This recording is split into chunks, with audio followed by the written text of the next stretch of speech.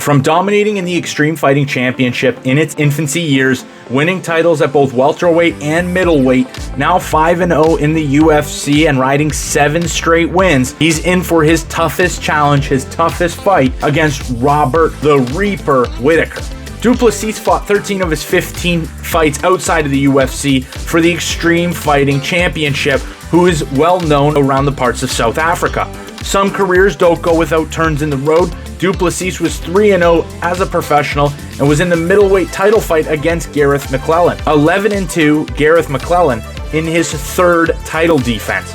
Young and inexperienced, the fight wasn't a gap in skill, just a lapse in a young fighter's judgments, like jumping off the cage with an opponent trying to take you down. Du Plessis even had moments showing the fighter he'd mold into with a beautiful judo throw, but again, in what was an exciting grappling contest, the 9-fight edge gave McClellan a better sense of where the fight was, and by the 3rd round, Du Plessis was battling both his opponent and exhaustion from dominant positions.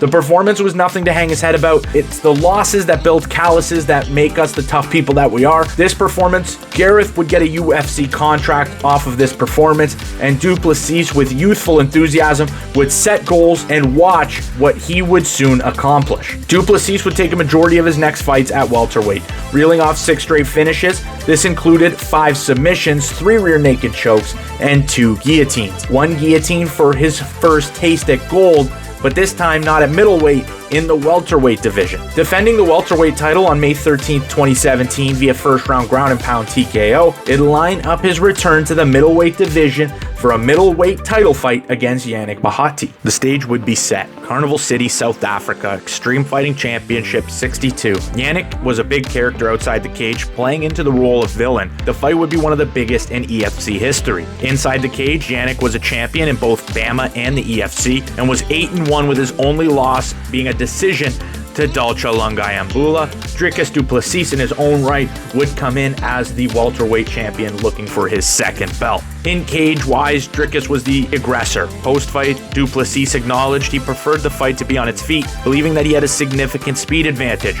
Early on, Du Plessis was able to implement his game plan, but on the first takedown of the fight, engaged by Yannick, Du Plessis locked up a guillotine choke and was able to force a tap-in mount, which is honestly a difficult position to torque the opponent's neck, but Du Plessis was able to get it done, and this performance set him on the road to the UFC. He'd go on a parade in the Indies prior to coming to the UFC as the EFC champion, going to KSW, splitting results with their champion before entering the UFC in 2020. He burst onto the scene with a first-round knockout of former LFA champion Marcus Perez with a beautiful counter left hook, and followed that up with a performance of the night TKO against Trevin Giles on the prelims of UFC 264. This string of UFC performances set Du Plessis up with his first big-name fight featured on the main card of UFC 282 in Las Vegas, Nevada. Fan-favorite opponent Darren Till would be the opposition, and you could hear the fans celebrating Darren Till with every strike he threw. Du Plessis' UFC career has showed his striking.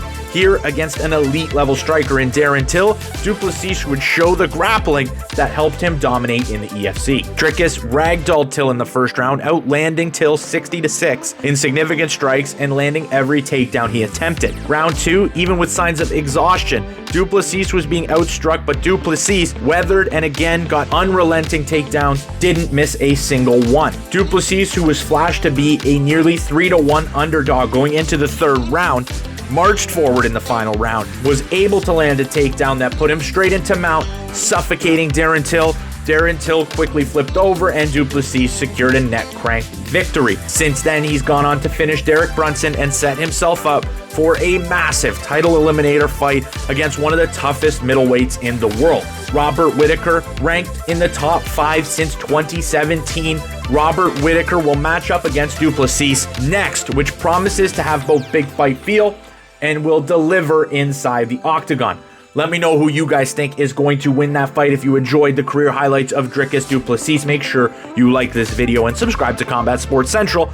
But that'll do it for today, guys. I will see you in the next one. Peace out.